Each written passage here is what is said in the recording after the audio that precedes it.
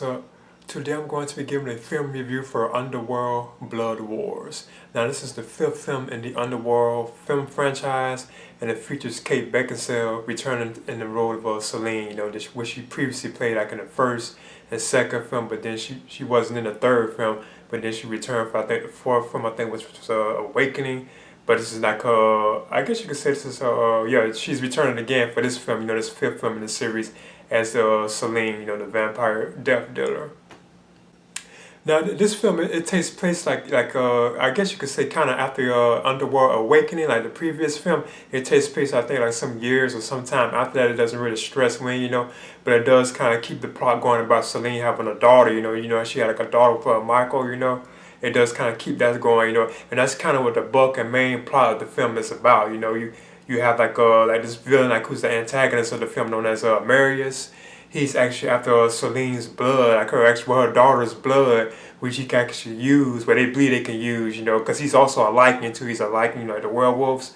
He believes that her blood can actually like help create like a army of I think of like werewolf vampire like hybrids. I think kind of similar to like what Michael was. 'Cause I think he was like a half breed if I'm not mistaken.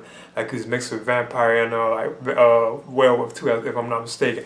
But that's what like the antagonist of the film, like known as Marius. He's after Celine's daughter's blood, to actually create these like new like breed of like lichens, basically, or like hybrids.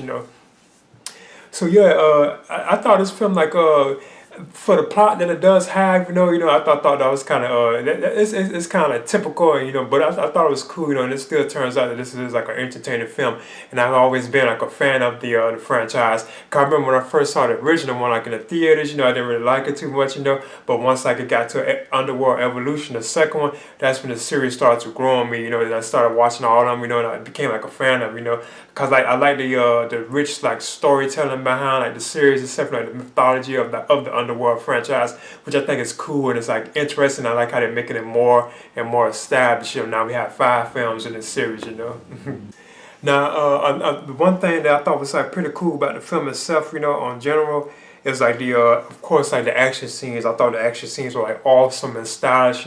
Whenever like Celine's on, like doing like her like butt kicking, and stuff like shooting and stuff like that. I thought those moments were awesome, And plus like other scenes with like say like the Lycans fighting like the vampires and stuff like that. I thought scenes like that were just awesome too, and it had like a stylish, like gothic look to it, just like how the overall series does, which I thought was like cool, like the look of it, like how it looks, I like the dark, like gothic look to the film too as well. I think that's just like awesome, And I feel like the actors themselves, they really care for the film too in general. Like I'm not going to touch on all. I know you have like Charles Dance. I think he was in the previous film if I'm not mistaken, but he shows up, and like all the other actors and actresses too as well. But I'm not going to touch on all of them, And Kate Beckinsale herself, I thought they did pretty good in their roles, But I feel like they really do care about their performance. You can tell they really care about this subject, like this material, Been this kind of like a horror, like action film with like little elements of science fiction in it. I like they actually, you can tell that the actors really care, and actresses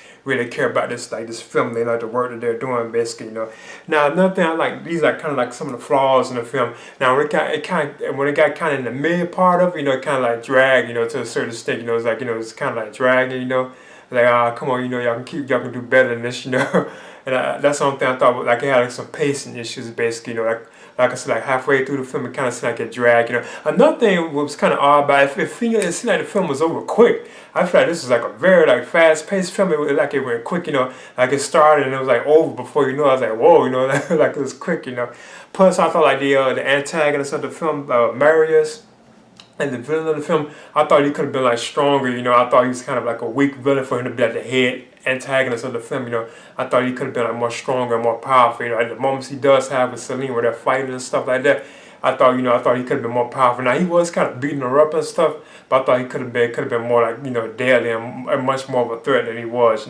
But in the end, I thought Underworld Blood Wars, I thought I enjoyed this, I think it's a good entry in the franchise. If you're a fan of the Underworld film series, I would definitely recommend it, And I'll be definitely looking forward to like another one, because I already heard they're planning to make a 6th one too as well, with Kate Beckinsale returning to play Celine. So I think that's awesome too as well, So yeah, I would highly recommend it, especially for fans of this genre or fans of the Underworld film series, So in the end, I'm giving Underworld Blood Wars, I'm aiming at giving this a B-.